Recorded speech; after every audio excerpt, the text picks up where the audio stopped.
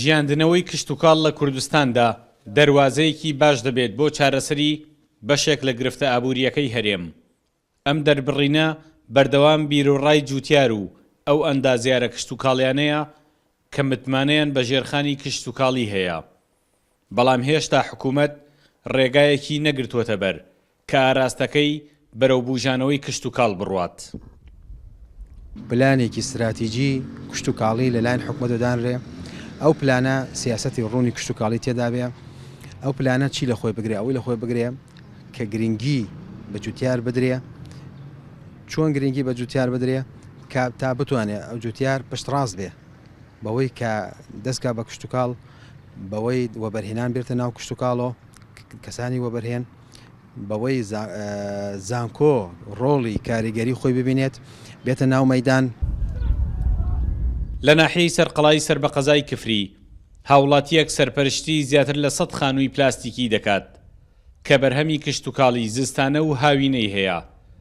ئەم پرۆژە کشتتوکاڵیە جگەلەوەی دەرفەتی کاری بۆ دەیان گەنج ڕەخساندووە، نمونەیەکی گرنگیدانە بە کشتتوکاڵ وەک سەرچاوەیەکی سەرەکی داهات.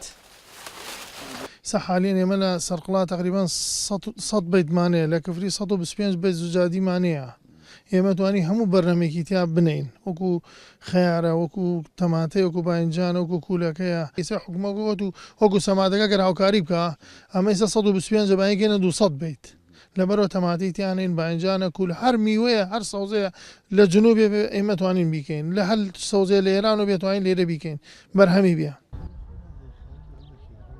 لەو دیوی پرۆژە کشتتوکاڵیەکەی سەرقەڵاوە کە ڕۆژانە دەیان تۆن بەرهەمی کشتتوکاڵی دەخاتە بازاڕەوە، گڕی ئاگری نەوتی کێڵگەکانی حەسیرەش دەبیندرێن.